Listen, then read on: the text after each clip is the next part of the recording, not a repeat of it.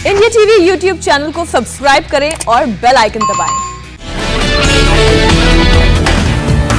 Central Vista project पर जारी रहेगा काम। दिल्ली हाईकोर्ट ने काम रोकने वाली याचिका खारिज की। दिल्ली हाईकोर्ट ने सेंट्रल विस्टा प्रोजेक्ट को अहम राष्ट्रीय प्रोजेक्ट बताया। याचिकाकर्ता पर 1 लाख रुपए का जुर्माना लगाया। इंडिया टीवी से बातचीत में बोले केंद्रीय मंत्री हरदीप सिंह पुरी, विपक्ष सेंट्रल विस्टा प्रोजेक्ट को लेकर झूठ फैला रहा है। हरदीप पुरी ने कहा, सेंट्रल विस्टा प्रोजेक्ट में किसी भी ऐतिहासिक और सांस्कृतिक इमारत से छेड़छाड़ नहीं की जाएगी। केंद्रीय मंत्री हरदीप सिंह पुरी ने कहा, सेंट्रल विस्टा प्रोजेक्ट से वैक्सीनेशन पर कोई प्रभाव नहीं पड़ेगा। वैक्सीनेशन के लिए पैसों की कोई कमी नहीं है। देश में कुछ हफ्तों में शुरू हो सकता है मिक्स वैक्सीन का ट्रायल। 2 अलग अलग वैक्सीन को मिलाकर होगा परीक्षण। राज्यों के वैक्सीन को ग्लोबल टेंडर पर सुप्रीम कोर्ट ने केंद्र से सवाल पूछा, क्या यह सरकार की नीति है? केंद्र ने कहा, सरकार फाइजर जैसी कई कंपनियों से बात कर रही है। सभी लोगों को साल के अंत तक टीका लग जाएगा। सुप्रीम कोर्ट ने वैक्सीन के लिए कोविन ऐप की अनिवार्यता पर सवाल उठाए। नीति निर्माताओं को जमीनी हकीकत देखने को कहा। केरल के सीएम पिनरई विजयन ने 11 राज्यों के मुख्यमंत्रियों को चिट्ठी लिखी। एक साथ मिलकर केंद्र से मुफ्त वैक्सीन मांगने को कहा। बनारस हिंदू विश्वविद्यालय के शोधकर्ताओं का दावा, कोरोना से रिकवर हुए मरीजों के लिए वैक्सीन की सिंगल डोज काफी है। दिल्ली के डिप्टी सीएम मनीष सिसोदिया का बीजेपी पर निशाना। कहा, वैक्सीन खरीदने के समय चुनावों में व्यस्त थी बीजेपी। मनीष सिसोदिया ने कहा, अपनी विफलताओं को छिपाने के लिए केजरीवाल को गाली दे रहे हैं बीजेपी के नेता। कांग्रेस नेता सचिन पायलट ने केंद्र को निशाने पर लिया। कहा, पहली बार हमने देखा कि वैक्सीनेशन की जिम्मेदारी राज्यों पर छोड़ दी गई। आंध्र प्रदेश में पढ़ने और नौकरी करने के लिए विदेश जाने वालों को लगेगी वैक्सीन। वैक्सीनेशन सर्टिफिकेट जरूरी होगा। पश्चिम बंगाल के सिलीगुड़ी में एलजीबीटी के लोगों का टीकाकरण। लगभग 400 लोगों को लगी वैक्सीन की पहली डोज।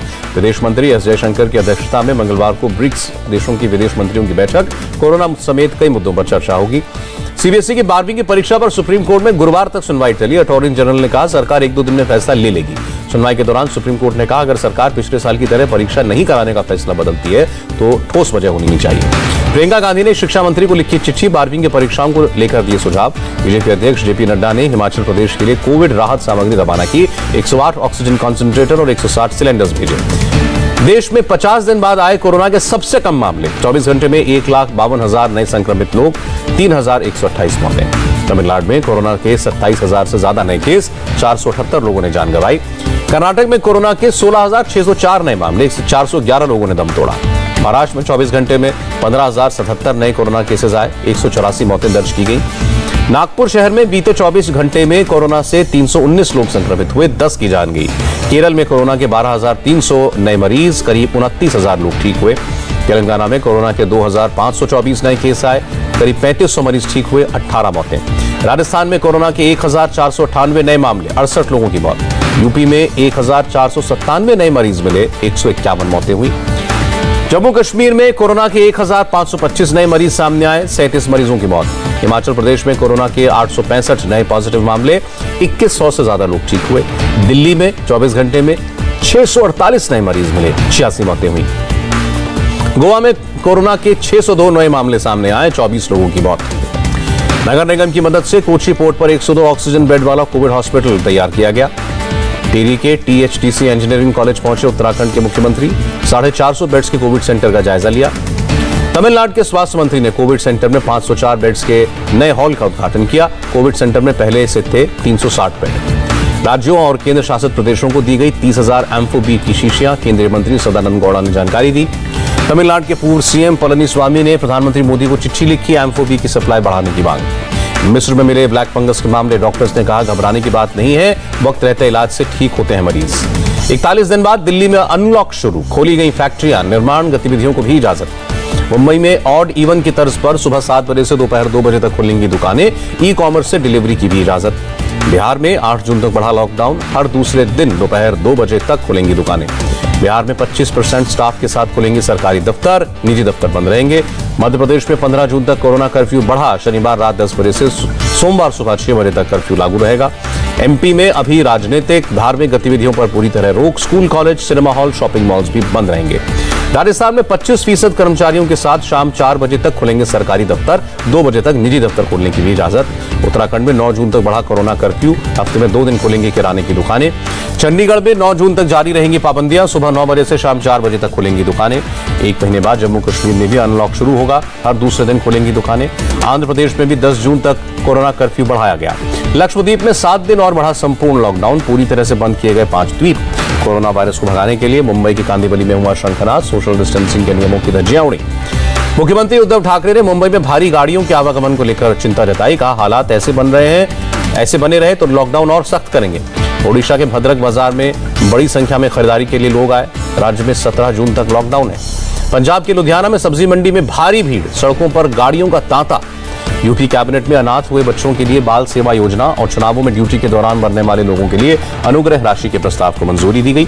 छत्तीसगढ़ में कोरोना से जान गंवाने वाले पत्रकारों के परिजनों की सरकार 5 लाख रुपए की मदद करेगी। अस्पताल में भर्ती पत्रकारों का खर्च भी उठाएगी। तेलंगाना के हैदराबाद में डॉक्टर विक्टर इमैनुअल पेश कर रहे हैं मिसाल। सिर्फ 10 रुपए में रोजाना मरीजों का इलाज करते हैं। कोविड ड्यूटी में लगे एमपी के जूनियर डॉक्टर्स की मांग। कोरोना से संक्रमित होने वाले डॉक्टर्स के लिए बेड्स की व्यवस्था की जाए, स्टाइपेंड बढ़ाया जाए। भोपाल की एक छात्रा ने कोरोना मरीजों के लिए बनाया मूवेबल टॉयलेट। ऑक्सीजन सपोर्ट वाले मरीजों के काम आएगा ये टॉयलेट। मलेशिया में तेजी से बढ़ते कोरोना संक्रमण को रोकने के लिए सरकार का फैसला। कुआलालंपुर में मेगा वैक्सीनेशन सेंटर खोला। रोजाना 8,000 लोगों को वैक्सीनेट करने का लक्ष्य। थाईलैंड में करीब 6 करोड़ 90 लाख लोगों को वैक्सीन की पहली डोज दी गई। कोरोना टेस्टिंग पर सरकार का फोकस। ऑस्ट्रेलिया के दूसरे सबसे बड़े शहर विक्टोरिया के नर्सिंग होम में फैला कोरोना। एक दिन में 11 लोग संक्रमित। क्वारंटीन पूरा करके घर लौटे ऑस्ट्रेलियाई खिलाड़ी। आईपीएल रद्द होने के बाद मालदीव्स में 2 हफ्तों के लिए क्वारंटीन थे। तंबाकू और सिगरेट पीने वाले लोगों को कोरोना से 50% ज्यादा खतरा है। हेल्थ मिनिस्टर हर्षवर्धन का बयान। केंद्र सरकार के 7 साल पूरे होने पर बोले सचिन पायलट, जनता से माफी मांगे सरकार। कोरोना को लेकर बंदोबस्त नहीं कर पाई। बंगाल के मुख्य सचिव अलापान बंदोपाध्याय हुए रिटायर्ड। ममता बनर्जी ने बनाया अपना मुख्य सलाहकार। हरिकृष्ण द्विवेदी को सौंपी मुख्य सचिव की जिम्मेदारी। अलापान बंदोपाध्याय के खिलाफ एक्शन लेगी सरकार। अलापान के रिटायर होने के बावजूद दाखिल करेगी चार्जशीट। किसान नेता राकेश टिकैत ने फिर कहा, कानून वापस होने तक किसान नहीं लौटेंगे। पूछा, अगर कोरोना बीमारी इतनी फैल रही है तो कानून वापस क्यों नहीं लेते। सोशल मीडिया प्लेटफॉर्म ट्विटर पर दिल्ली हाईकोर्ट सख्त। कहा, नए कानूनों का पालन करना होगा। भारत में शिकायत निवारण अधिकारी की नियुक्ति पहले ही कर चुका है ट्विटर ने दिल्ली हाईकोर्ट में जानकारी दी। ट्विटर के प्रवक्ता ने कहा, भारतीय कानून के तहत पारदर्शिता के साथ अभिव्यक्ति की आजादी का पालन करता है ट्विटर। एनसीपीसीआर ने ट्विटर के खिलाफ कराई एफआईआर। बच्चों के लिए ट्विटर बैन करने की मांग। कहा, बच्चों के लिए सुरक्षित नहीं है ट्विटर। पहलवान सुशील कुमार पर आईपीसी की धारा 201 के तहत भी केस दर्ज होगा। मोबाइल फोन तोड़ने, डीवीआर साथ ले जाने और वारदात के वक्त पहने कपड़े छिपाने का आरोप। दिल्ली पुलिस और मणिपुर पुलिस का ज्वाइंट ऑपरेशन। क्लाइमेट चेंज के नाम पर फंड की धोखाधड़ी करने वाले डॉक्टर के सिंह को गिरफ्तार किया। मराठा आरक्षण पर महाराष्ट्र सरकार का बड़ा फैसला। ईडब्ल्यूएस कोर्ट के तहत नौकरी और शिक्षा का लाभ मिलेगा। रिजर्वेशन को लेकर जारी किया नया आदेश। जम्मू कश्मीर के अवंतीपोरा में आईईडी बरामद। पुलिस, सीआरपीएफ और सुरक्षा बलों की ज्वाइंट टीम ने डिफ्यूज किया। गांदरबल में सुरक्षा बलों ने आतंकियों के ठिकाने का भांडाफोड़ किया। मैगजीन और गोलियां मिली। बिहार में स्वास्थ्य व्यवस्था की बदहाल तस्वीर। कटिहार के समेली में एक प्राथमिक चिकित्सा केंद्र पर गाय बंधी दिखी, दूसरी जगह सुनसान। यास प्रभावित इलाकों के दौरे पर केंद्रीय मंत्री धर्मेंद्र प्रधान। ओडिशा के बालासोर में लिया हालात का जायजा। बंगाल में चुनाव के बाद हुई हिंसा के पीड़ितों के पुनर्वास के लिए बनाई गई 3 सदस्यीय समिति। कोलकाता हाईकोर्ट का फैसला। मुंबई मेट्रो के 2 रूट पर ट्रायल शुरू। मुख्यमंत्री उद्धव ठाकरे ने हरी झंडी दिखाई। अलीगढ़ जहरीली शराब कांड में अब तक 36 लोगों की मौत। जिलाधिकारी ने पुष्टि की। केरल विधानसभा में लक्षद्वीप को लेकर प्रस्ताव पास। लक्षद्वीप के प्रशासक को वापस बुलाने और केंद्र सरकार से दखल देने की मांग। लक्षद्वीप के सांसद मोहम्मद फैजल का बयान। गृह मंत्री अमित शाह ने दिया है भरोसा, स्थानीय प्रतिनिधियों की सलाह के बिना नए ड्राफ्ट को अंतिम रूप नहीं दिया जाएगा। अरुणाचल प्रदेश के ईटानगर में भारी बारिश। NH 415 को पहुंचा नुकसान। जम्मू कश्मीर के उधमपुर में मौसम का मिजाज बदला। कई इलाकों में तेज हवाओं के साथ बारिश, कहीं ओले भी गिरे। पंजाब के अमृतसर में दिन में ही छाया अंधेरा। कई इलाकों में धूल भरी आंधी चली। शिमला में भारी बारिश और तेज हवाओं की वजह से उखड़े कई पेड़, कई रास्ते बंद। इंदौर में गांजा तस्करी के आरोप में 3 आरोपी गिरफ्तार। 3000 किलो गांजा जब्त। चीन ने अपनी 2 चाइल्ड पॉलिसी को खत्म करने का फैसला किया। अब 3 बच्चे पैदा कर सकेंगे कपल्स। जनसंख्या बढ़ने की रफ्तार धीमी होने के बाद नियम बदला।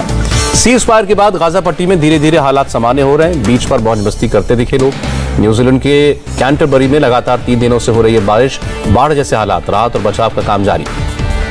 भारतीय अर्थव्यवस्था की हालत खराब। वित्त वर्ष 2020-21 के लिए जीडीपी ग्रोथ रेट -7.3% रही। मुख्य आर्थिक सलाहकार केवी सुब्रमण्यम का बयान। साल 2020-21 में मनरेगा से ज्यादा लोगों को मिला काम। पिछले साल की तुलना में मई में काम की मांग में कमी आई। केवी सुब्रमण्यम का बयान। अर्थव्यवस्था पर कोरोना की दूसरी लहर का कम प्रभाव पड़ने की संभावना। वैक्सीनेशन को बढ़ाना होगा। यूएस डॉलर के मुकाबले रुपए का भाव 17 पैसे गिरा। $1 की कीमत 72 रुपए 62 पैसे। बढ़त के साथ बंद हुआ शेयर बाजार। सेंसेक्स में 514 और निफ्टी में 147 अंकों का उछाल। और दुबई में चल रहे एशियन बॉक्सिंग चैंपियनशिप के फाइनल में हारे अमित पंघल। 52 किलो वर्ग में उज्बेकिस्तान के मुक्केबाज ने 3-2 से हराया। नमस्ते, मैं हूं मीनाक्षी जोशी। वीडियो और खबरों से अपडेट रहने के लिए India TV YouTube channel subscribe करें, बेल आइकन दबाना ना भूलें। जुड़े रहें इंडिया टीवी के साथ।